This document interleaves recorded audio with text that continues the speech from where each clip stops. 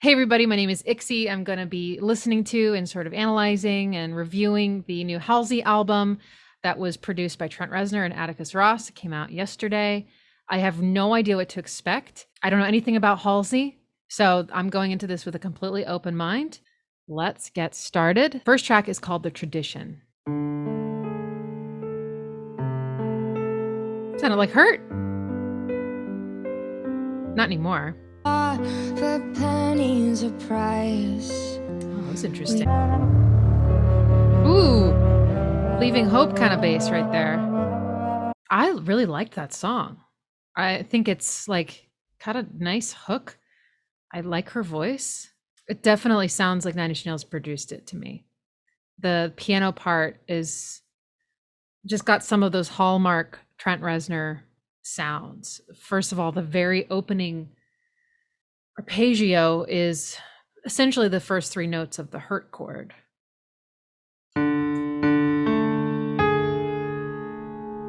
So, I mean, immediately it sounds like Trent, but then it quickly resolves up. So this is like the flat five to the five.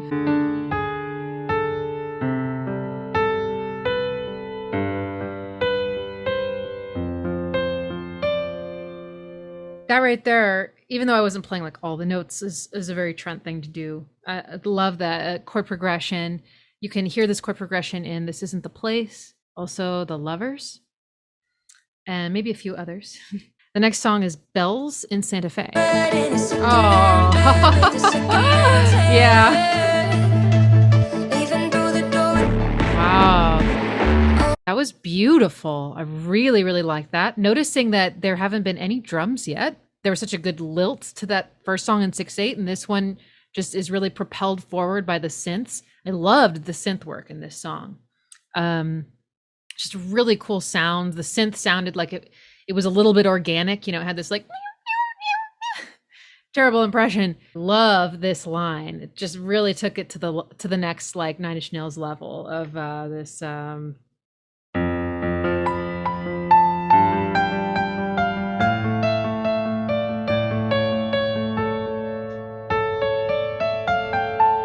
Mixolydian flat 6. I feel like that major third, like it's almost like for a minute I forgot what I was listening to and I wasn't expecting that note, and then because it just sounds like the song is in A minor, and then when that note comes, just like it's like a hallmark sound of Trent Reznor, I would say specifically. When that note came in, it was like this warm wave of familiarity washed over me. It was like, oh, I didn't even know I needed that, you know? And it clashed with her voice. And that's something that like a lot of pop music avoids, but it's something that Trent Reznor welcomes. At least it seems that way in his music. So I'm going to listen to the end of Bells in Santa Fe again so that we can get into the next track easier than Lying the Right Way. This must be one of the weird choices that they were talking about on that interview. Like, make all the weird choices, Trent and Atticus. Make all the weird choices. I don't think I've ever heard a Nine Inch Nails song with this kind of groove. Going like 1 F sharp and then up to A sharp and then A and then E and then da. It sounds more like some sort of like chromatic motion, which is something I'm learning so much about with Nine Inch Nails music. Yeah, interesting. It's like very up tempo.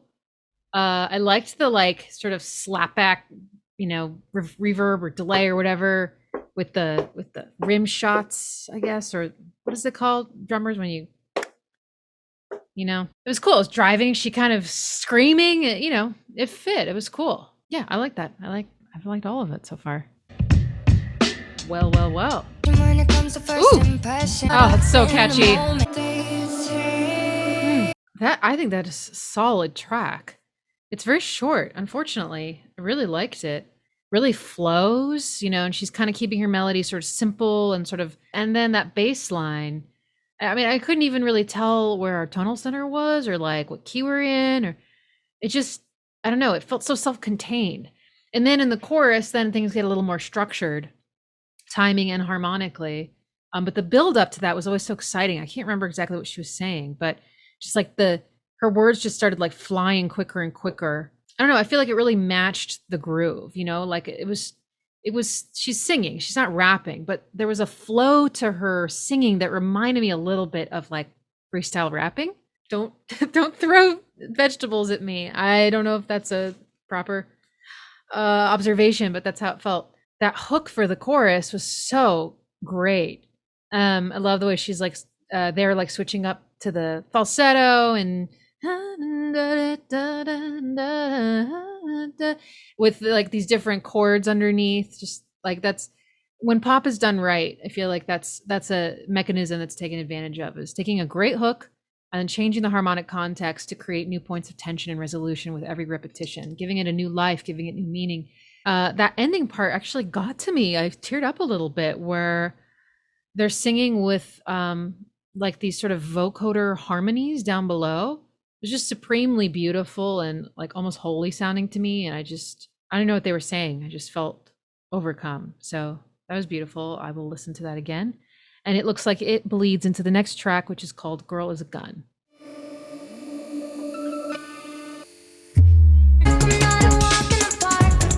Yeah, these hooks. Hooks. Two things before I forget. One, shit, I already forgot.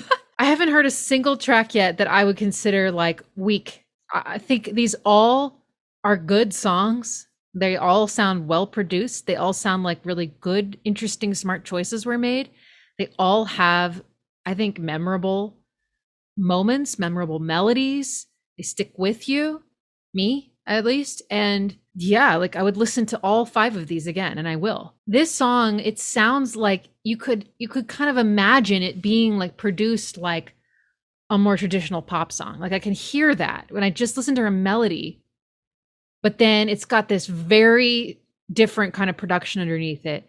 It makes it more interesting. There's always something interesting happening, but it's not too much.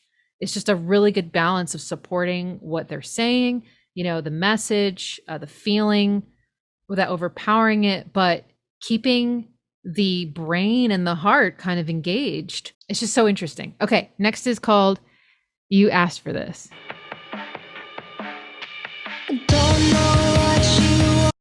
Okay. Getting like Help Me, I Am in Hell, The Day the World Went Away, and everything from The Fragile all rolled into one right now. I would say I wasn't wild about the first part of that track. Just didn't really, I did start to feel like I was zoning out. That's cool. But the second part, I mean, it almost sounds like a different song. And the drum groove is different. The chord progression's different. It's got some borrowed chords from the minor key, parallel minor. The vocal harmonies I really enjoyed. I think that they sound really good.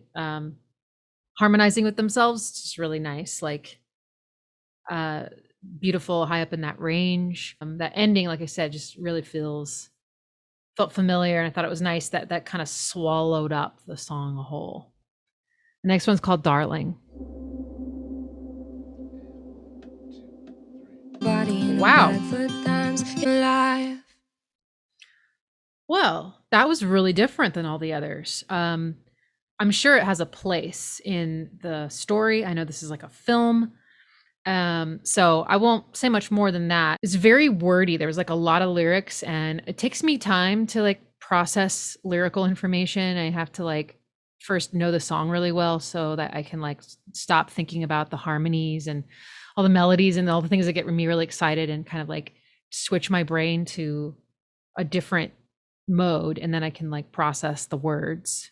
I can't, like I kind of like zoned out a little bit. Maybe it was just like too much for me.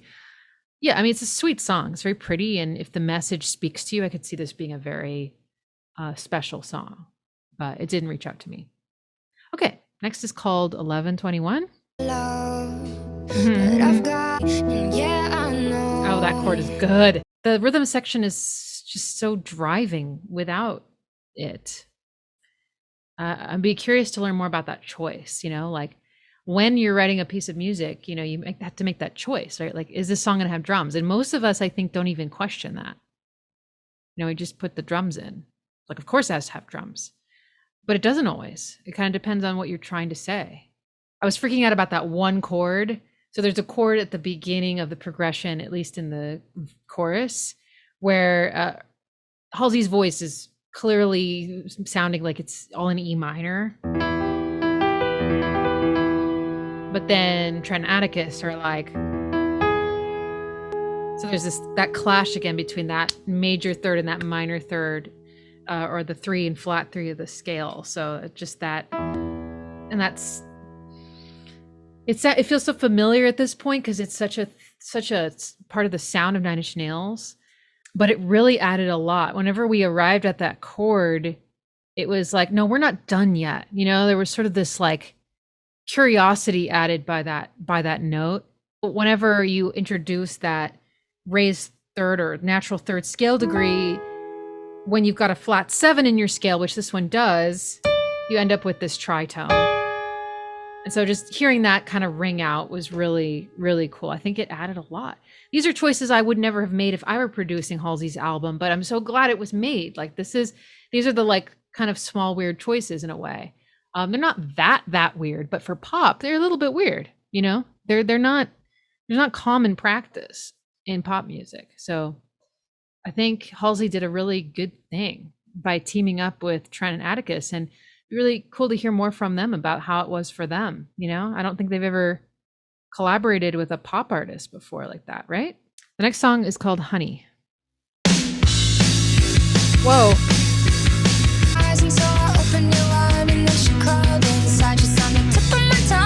I would be interested to hear this song over maybe a darker production, because that contrast could sound really interesting, especially with what Halsey's saying about like sweet like honey, but the taste in my mouth is like blood. I didn't really feel the blood in this song. I just felt the honey. So next is called Whispers. These are the standards to which you could hold me. I need to talk about the phrasing.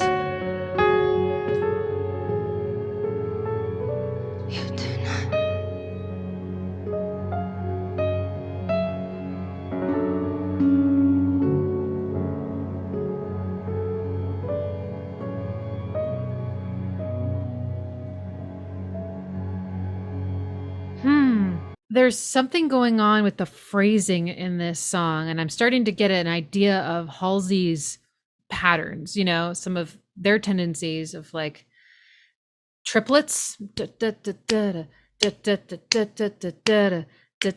and sort of I was about to say rapping over the bar line. There is something.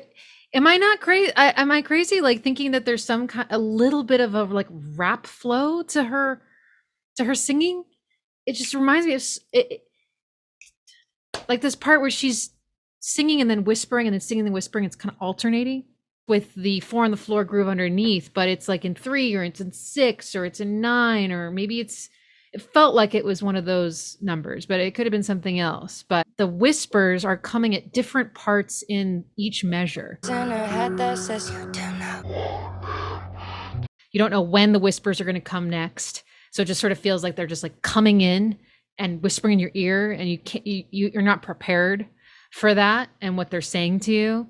So that was really cool. Also, there was a note that really stuck out to me is really interesting, and also is like a Nine Inch Nails note, is the raised 6th or natural 6th scale degree when Halsey is singing a flat 6. So Halsey's singing in this F sharp minor, singing this note, and the piano's going. So they're kind of at odds. They're only a semitone apart. So it's sort of like Halsey singing in F sharp minor. The production is in F sharp Dorian.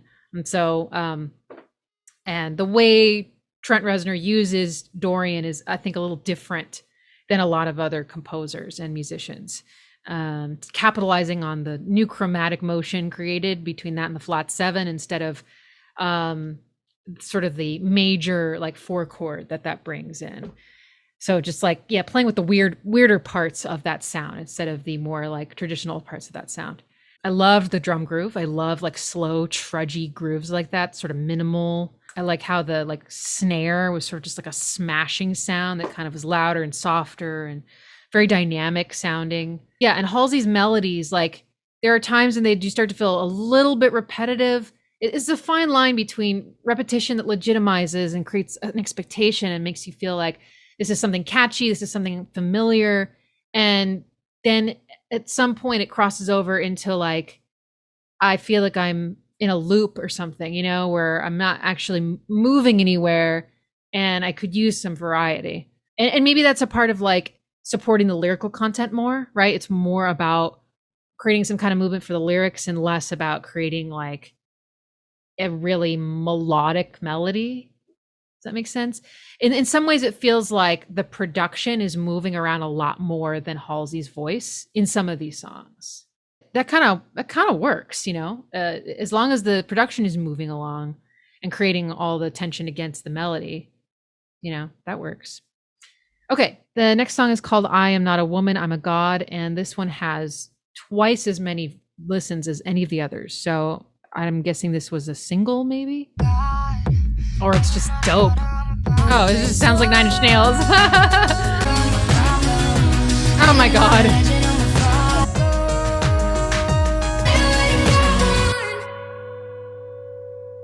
Oh gosh, it's over already.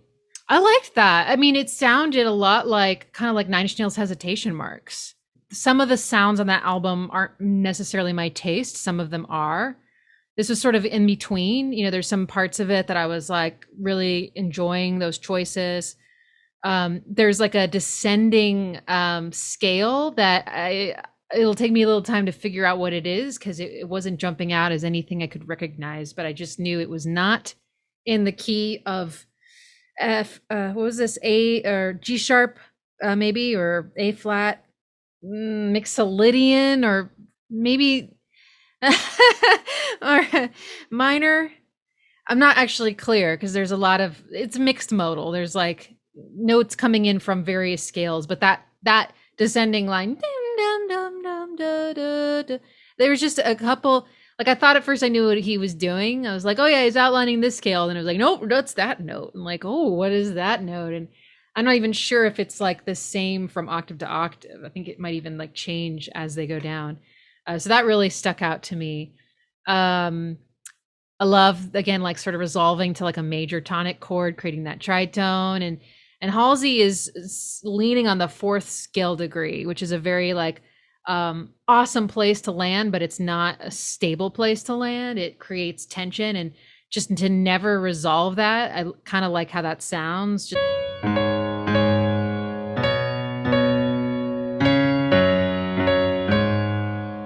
With the third.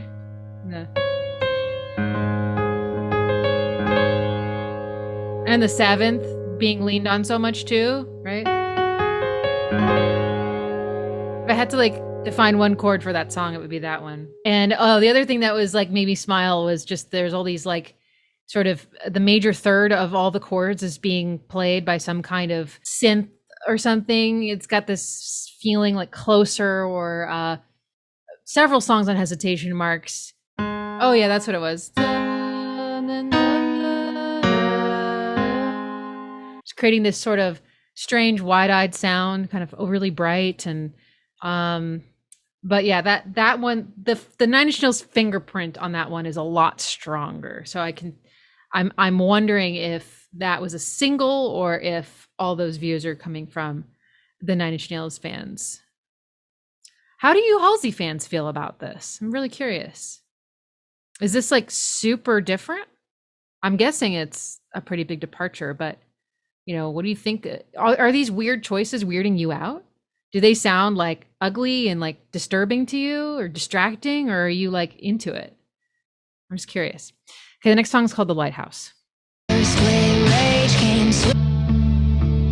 is my favorite part of the song. That production reminds me a little bit of Nine Inch Nails' song Non-Entity. There's definitely some like catchy lines there. I like the part that goes da da da da da da da. It's kind of just like a classic run. It sounds really nice in contrast to the other parts. It was cool. All right, the last track is called "You Burn Me." Say that right? Undertones of sadness when I think about them. So wrap me in a wedding ring. Just that kind of pulsing quarter note, like bass plucking situation that we hear in Nine Inch Nails music is just so, again, so near and dear to me. Just Chord progression was really nice too. 6, 7.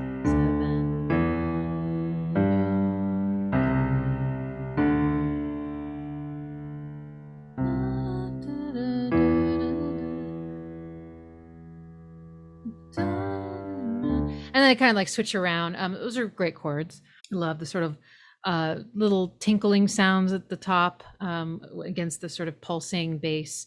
It's just really, really lovely. Begging for some piano stuff, and I think I heard some piano, which I just really enjoy hearing.